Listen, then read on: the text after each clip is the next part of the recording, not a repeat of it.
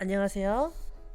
잠자는 동화 이야기 뮤지컬 읽어주는 엄마 어린 왕자 글 생택지 베리 시작할게요.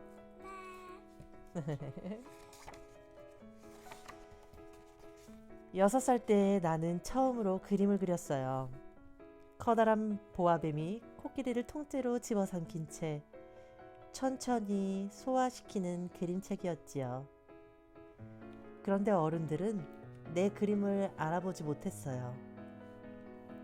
모두들 모자를 그렸네 라고 말했지요. 그래서 나는 보아뱀의 뱃속까지 그려 넣었어요. 어른들은 그제야 내 그림을 이해했지요.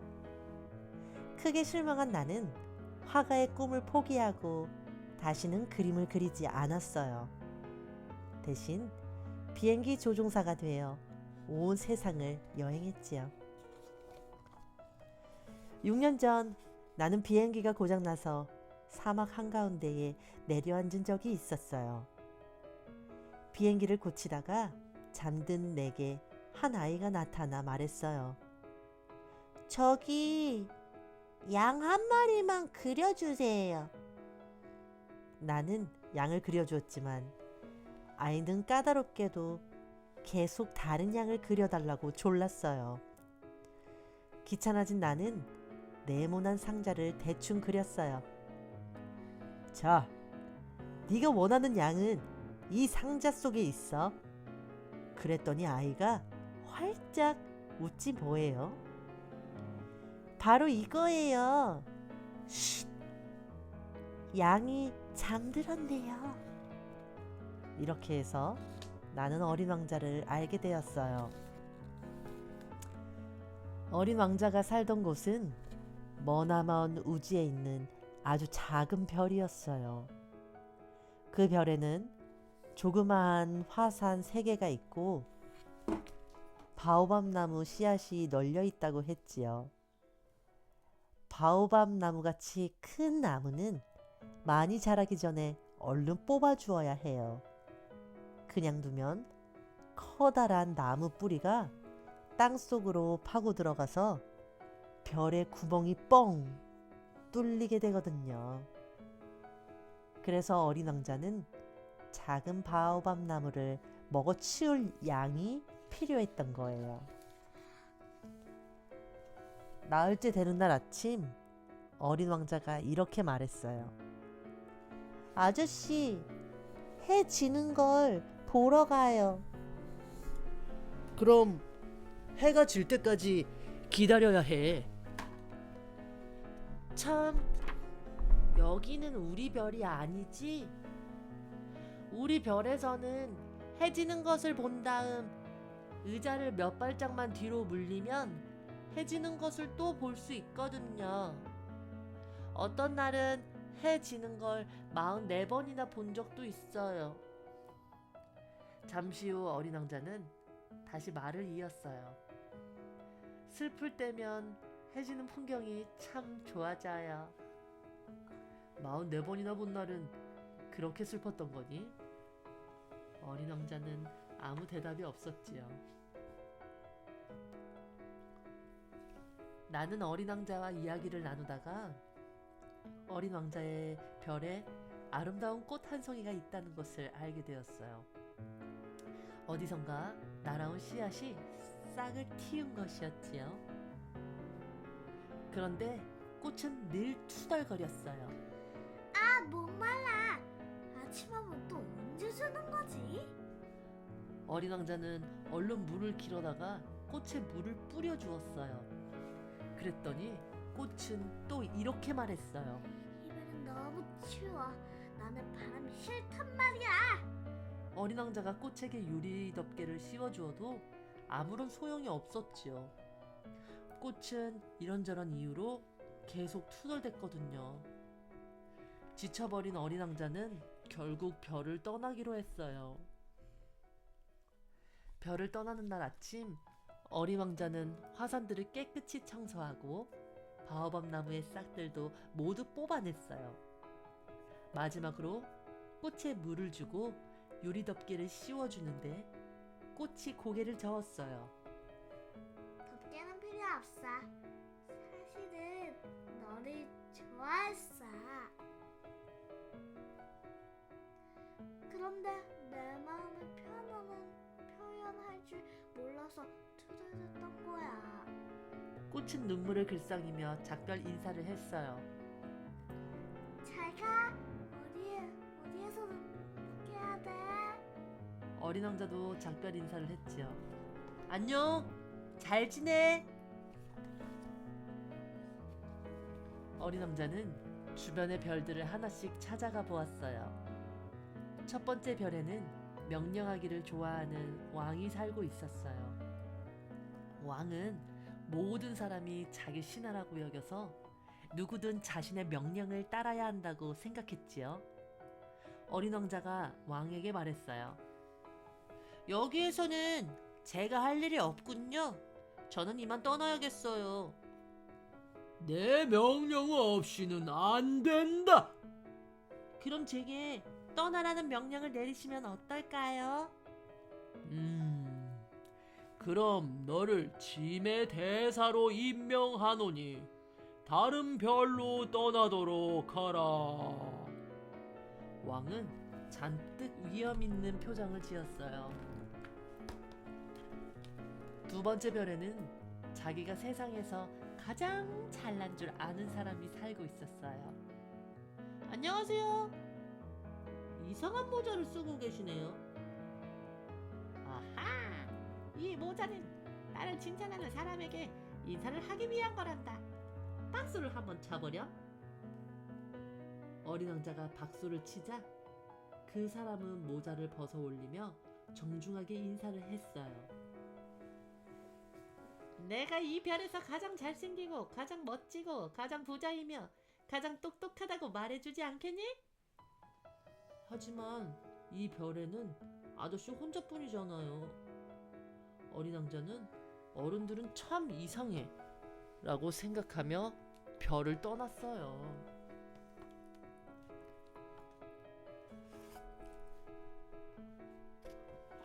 세 번째 별에는 술을 많이 마시는 술꾼이 살고 있었어요. 술꾼 주변에는 빈 술병들이 널려 있었고 술꾼의 손에는 술이 가득 찬 병이 쥐어져 있었어요. 왜 술을 마시는 거예요? 어린 왕자가 물었어요. 부끄러움을 잊기 위해서란다. 뭐가 부끄러운데요? 그냥 술을 마시고 있다는 게 부끄럽지. 어린 왕자는 술꾼의 말을 도통 이해할 수 없었어요. 네 번째 별은 사업가의 별이었어요. 사업가는 어린 왕자가 다가오는 것도 모른 채 바쁘게 술을 세고 있었지요. 그러니까 5억 162만 2천. 아저씨, 무얼 하는 거예요? 주인 없는 별에 수를 세어서 내 것으로 만들려고. 아주 중요한 일이지. 그런데 지금 어디까지 세었더라? 그 별들을 다 가져서 무얼 하려고요? 가지고 있으면서 세고 또 세어보는 거지. 어린 왕자는 고개를 절레절레 저으며 별을 떠났어요. 어른들은 아무리 봐도 이상해. 정말 이상해. 다섯 번째 별은 아주 작은 별이었어요. 가로등 하나와 그 가로등을 켜는 사람만 살고 있었지요. 왜 가로등을 켰다 껐다 하는 거예요?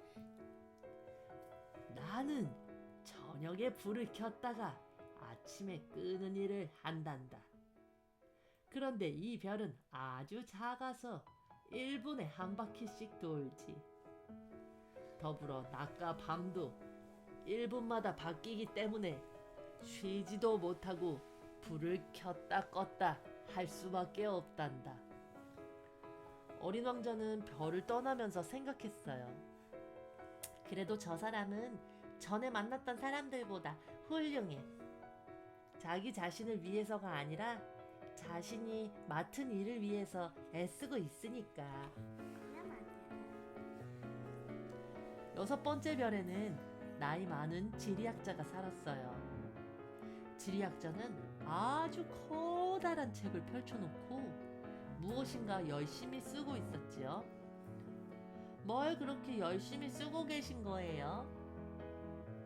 탐험가가 세상을 돌아다니며 알아낸 것들을 적어두는 거란다. 내 책을 보면 산과 바다, 강과 사막이 어디에 있는지 다 알 수 있지. 허허허허. 어린 왕자는 지리학자에게 어디를 여행하면 좋을지 물어보았어요. 지구라는 별에 가보렴. 여기보다 크고 아름다운 곳이라고 하는구나. 이렇게 해서 어린 왕자는 7번째로 지구를 여행하게 되었어요.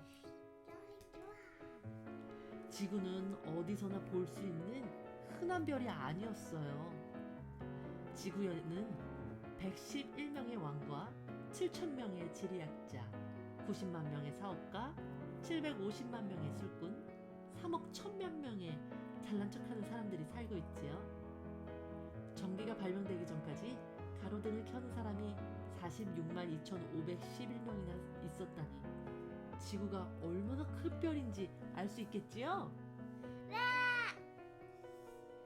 가로등을 켜는 사람들은 해가 지는 순서대로 불을 켜면 지구 한쪽에서부터 차례차례 불이 들어왔어요.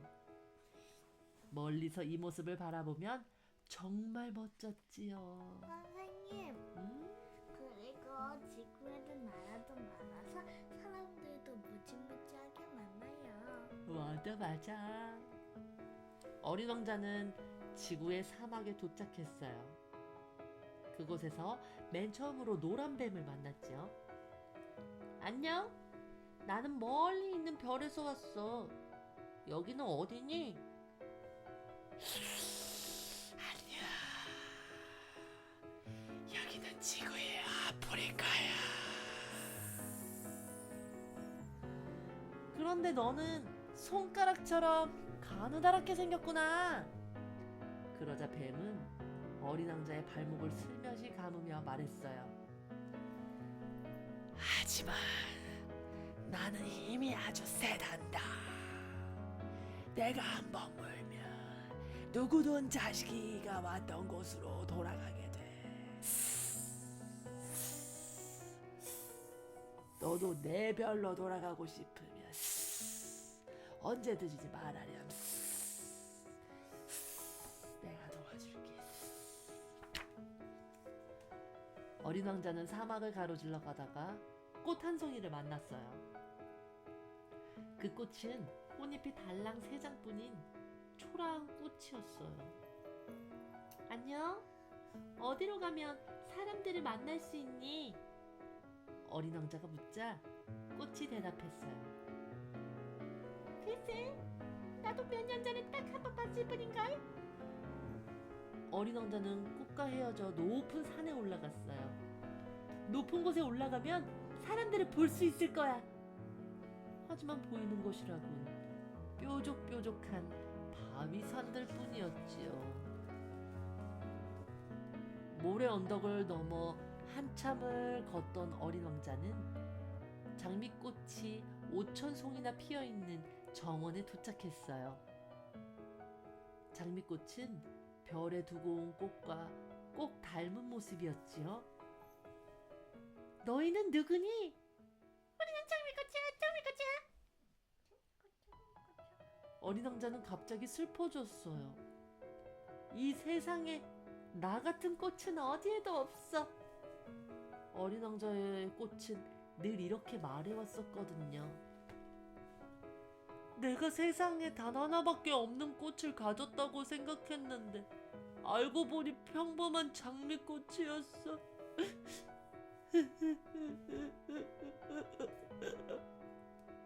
어린 왕자의 눈에서 눈물이 주르르 흘러내렸어요.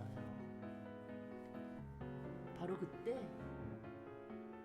여우가 나타났어요. 나랑 놀아줄래? 나는 지금 몹시 슬프거든. 어린 왕자의 말에 여우는 고개를 저었어요. 그럴 수 없어. 나는 길들여지지 않았으니까. 길들인 게 뭔데? 길들인다는 건 서로 친해져서 세상에 단 하나뿐인 소중한 관계가 된다는 거야. 어떻게 하면 너를 길들일 수 있니? 여우는 잠시 생각하더니 말했어요. 날마다 같은 시간에 나를 만나러 오는 거야. 만약 네가 4시에 온다면 나는 3시부터 행복해지겠지? 그리고 4시가 되면 나는 좋아서 어쩔 줄 모를 거야. 여우와 어린 왕자는 매일 만나 이야기를 나누었어요.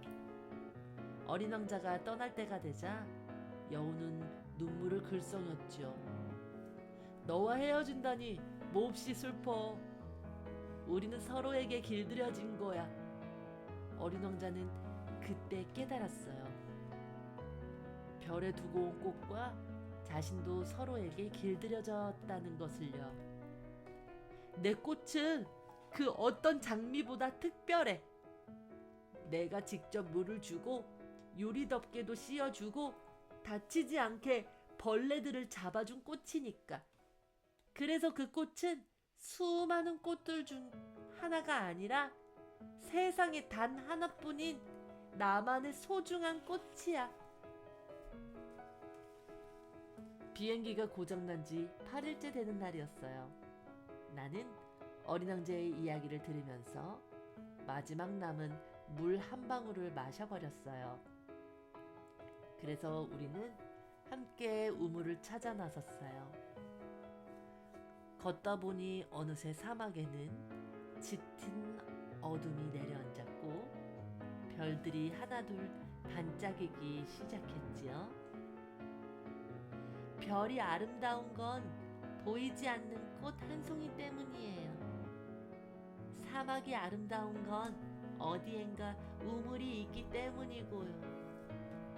어린 왕자의 말에 나도 맞장구를 쳤어요. 맞아. 별이든 사막이든 그것을 아름답게 하는 건 눈에 보이지 않는 법이지. 해가 뜰 무렵 우리는 마침에 우물을 찾았어요. 나는 두레박을 내려서 우물물을 퍼올렸지요. 낡은 두레박은 삐걱삐걱 소리를 내며 올라왔지요. 우물이 잠에서 깨어나 노래를 부르나 봐요. 달콤하게 물을 마신 뒤 어린 왕자가 말했어요. 나는 내 꽃을 지켜야 해요. 내 양이 내 꽃을 먹지 못하도록 입마개를 씌워야겠어요. 그래서 나는 종이를 꺼내 양의 입마개를 그려주었어요. 어린 왕자는 그림을 보고 웃다가 나에게 말했어요. 아저씨는 이제 일을 해야지요. 비행기가 있는 데로 갔다가 내일 저녁에 다시 와요. 나는 여기서 기다리고 있을게요. 우물 옆에는 쓰러져가는 오래된 돌담이 있었어요. 다음 날 저녁 내가 작업을 마치고 돌아와 보니 어린 왕자가 돌담 위에 앉아 다리를 늘어뜨린 채 누군가에게 말을 하고 있었어요. 내 독은 좋은 거니? 나를 아프게 하지 않을 거지? 나는 가슴이 쿵 내려앉아 우뚝 멈추어 섰어요. 그럼 이제 가봐. 나도 내려갈 거야. 어린 왕자의 말에 나는 얼른 돌담 아래를 보았어요. 그리고 이내 깜짝 놀랐지요. 노란 뱀이 어린 왕자의 발목을 친친 감았다가 스르르 다른 곳으로 가고 있었거든요. 어린 왕자가 떠난 지 벌써 6년이 지났어요. 나는 밤이 되면 종종 하늘을 올려다보곤 해요. 귀를 기울이면 어디선가 어린 왕자의 웃음소리가 들리는 것만 같지요. 그럴 때면 문득 궁금해져요. 혹시 양이 꽃을 먹어버린 건 아닐까? 아니야. 어린 왕자가 꽃에 유리덮개를 씌워주고 양이 먹지 못하도록 잘 지키고 있을 거야. 내가 그려준 입마개가 있으니까 말이야. 이런 생각을 하면 나는 어느새 행복해진답니다. 서우야. 잘 들었어요? 네! 자, 그러면 우리 어린 왕자가 그 다음에 자기 별로 돌아가서 장미를 만났어요. 그리고 어떻게 행동하고 어떻게 말했을까요? 근데 어떻게 됐었을 것 같냐면 그 장미랑 어린 왕자가 결혼을 해가지고요. 그 다음에 반은 장미 반은 사람 얼굴로 아기가 태어났어요. 그래서 그 아기는 인간 세계에서 살게 되었어요. 그런데 인간 사람들이 너무 착한 거예요. 그리고 나라도 너무 재밌어서 맨날 먹음직스러운 걸 먹으러 갔지요. 그 다음에 자기가 발명품을 발표해서 대포 쏘는 기계를 사가지고 대포에다 음식을 넣고 아빠 엄마한테 빵야 보내지요. 끝. 자, 꿈을 주는 어린 왕자 동화 이야기 여러분들은 어떠셨나요? 오늘 밤도 달콤하게 어린 왕자와 함께 깊은 좋은 밤 보내요. 안녕. 안녕. 구독과 좋아요도 눌러주세요. 빵빵. 잘 자요.